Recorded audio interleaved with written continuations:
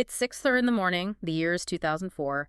The air is cold and just full of dust and silence. And you can just picture the scene, right? We're near Manshiat Nasser in this desolate area filled with half-built tombs. It's almost skeletal. And through that gloom, you hear footsteps. Hurried, fearful.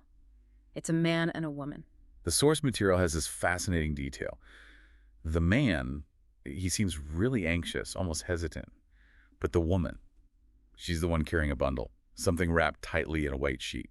What was inside that bundle is where our story begins. It's a story defined by just agonizing brutality. And it's a deep dive into one of the strangest justifications you will ever hear, the defense of honor. It's a concept that's been used to justify violence for centuries. But this case, it really presents a challenge. I mean, how does a 7-year-old boy become the victim of such sustained torture? And how does that one word honor become the perfect weapon? The perfect mask, really, for a complete and total moral failure. Okay, let's unpack this. So about an hour and a half goes by. It's around 8:00 a.m. now. Construction workers are showing up for their morning shift. And they spot it. This strange package just dumped next to one of the unfinished tombs. At first, no one goes near it. But, curiosity eventually wins out. The details here are just chilling. It's layered. A sheet wrapped around a big heavy bath towel. One of the workers pulls at the bottom corner. And a small child's foot emerges. Yeah. The full reveal is... Yeah. It's just horrific. A little boy, maybe 7 years old, but his body is terribly disfigured. His face, his head, just distorted from trauma, bruises everywhere. Forensics arise, and they confirm the death was recent. Probably happened within the last 8 to 10 hours.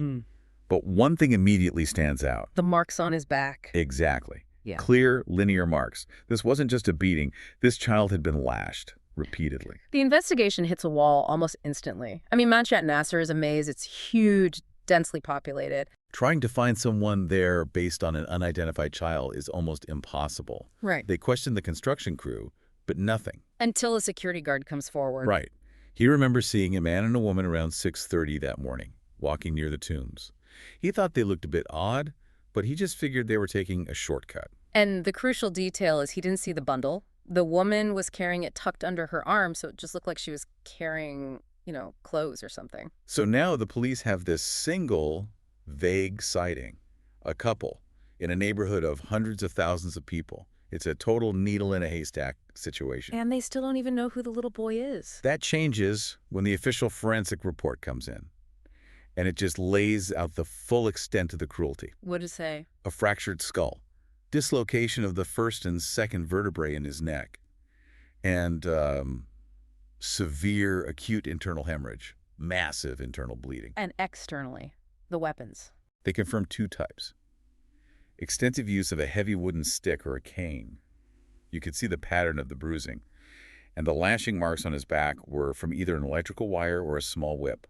So this was a prolonged, vicious assault. The cause of death was acute hemorrhage and circulatory collapse. His body just gave out. With the time of death set between 10 and 11 p.m. the night before, police knew they had to move fast. So they changed tactics. They started canvassing taxi stands, truck drivers, anyone who would have been driving around that area in the pre-dawn hours. Hoping someone saw a couple carrying a sick child or a suspicious bundle. And that's what broke the case. A confidential source, a truck driver, came forward. He said he'd given a ride to a local man named Mohammed and his wife, Sahar, around 5:30 in the morning. And what was their story? They told him they were rushing their sick son to his grandfather's house nearby. That's enough.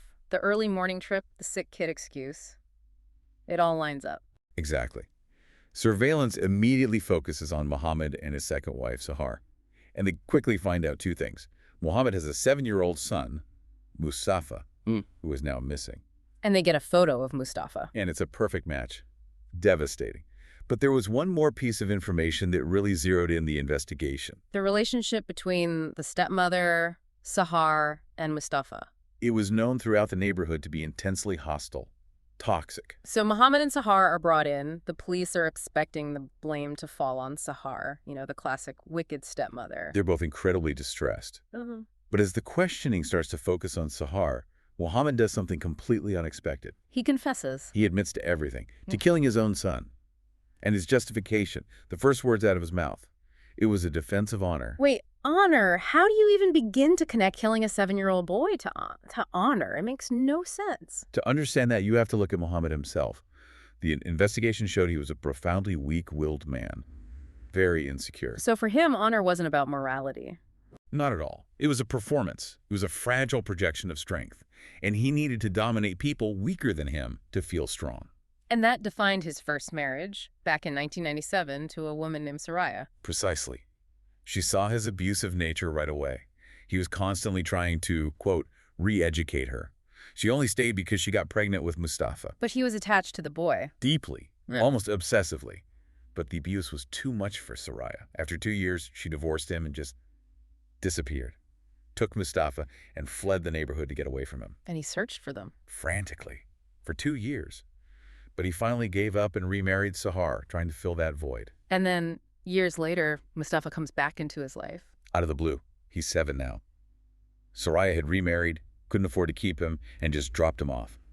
And at first, Muhammad was overjoyed. But Sahar wasn't. She saw Mustafa as a threat, a reminder of Muhammad's past. She immediately took on this role of the abusive stepmother, saying she had to re-educate the boy. And she had her own infant son at this point, right? Adele? Yes, just 5 months old. And the difference in treatment was stark, obvious to everyone. The first major incident was actually about that abuse. It was. Mustafa went to his father's workshop and told him Sahar was starving him, hitting him all the time. And Muhammad, because he genuinely loved Mustafa, was furious. He beat Sahar and kicked her out of the house. He did. And that act, which came from a place of paternal love, is what ultimately sealed Mustafa's fate. Because she came back. 20 days later. But she wasn't sorry. She was humiliated and burning for revenge. She knew she couldn't just beat Mustafa out of the house. She had to eliminate him.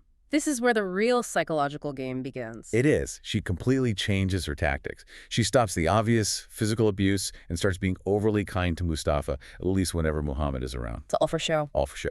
Meanwhile, she starts this relentless psychological war against Muhammad. She knows he works these insane 16-hour days, comes home exhausted. And she uses that exhaustion against him. Weaponizes it. The second he walks in the door, she's there, complaining about Mustafa. Cursing, mistreating the baby, always framing it as something he learned from his mother, Soraya, just planting these little seeds of doubt. But it wasn't enough to make Muhammad turn on his son. No, his affection was still too strong.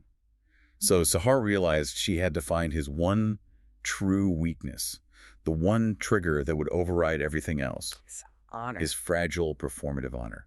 She starts small. She tells Muhammad that Mustafa, all of 7 years old, gives her strange looks, that he tracks her movements around the apartment in a suspicious way. She's twisting a child's natural curiosity into something sinister. Classic gaslighting. Yeah. But even that wasn't enough. So she escalated. She went for the ultimate devastating lie. The bathroom keyhole. Yes. She claimed that the boy would wait for her to go into the bathroom to shower, and then he would watch her through the keyhole. And for a man like Muhammad, that's an instantaneous violation of his entire identity. It's everything. He confronts Mustafa, and the poor kid is just confused. He doesn't understand the accusation. He insists he didn't mean any harm, but he doesn't issue this strong, absolute denial. Which, to Muhammad, is basically a confession. The seed was planted, and now all Sahar had to do was set the stage. She even fakes an act of concern, running to his workshop to say Mustafa has a high fever. Building her alibi, painting herself as the loving, worried caregiver. The final act happens that night. Muhammad comes home. He's exhausted. He's angry. He's been stewing on this idea of dishonor all day. Sahar chooses her moment perfectly. She breaks down crying. And she tells him it happened again. She says she tried to shower, asked Mustafa to watch the baby, and he was there again, looking through the keyhole. And that's it. Muhammad just snaps. Completely loses control. All that weakness, that insecurity, it explodes into violence against the smallest, most vulnerable person in the house. He starts beating Mustafa with his hands, then grabs an electrical cord and starts lashing him. And Sahar doesn't stop it. She encourages it. She's standing right there, saying the boy must be possessed by a jinn, an evil spirit, and that he has to keep beating him to drive it out. So when the boy is screaming in pain... Muhammad thinks he's faking it. He thinks it's the jinn talking. So he just keeps hitting him. Until Mustafa has convulsions and loses consciousness. He's thrown to the floor, and for 4 hours, 4 agonizing hours, he lies there, dying, bleeding internally. And they just watch. Sahar actually says he needs to stay there to learn his manners. Unbelievable. After about 4 hours, some flicker of fatherhood comes back to Muhammad.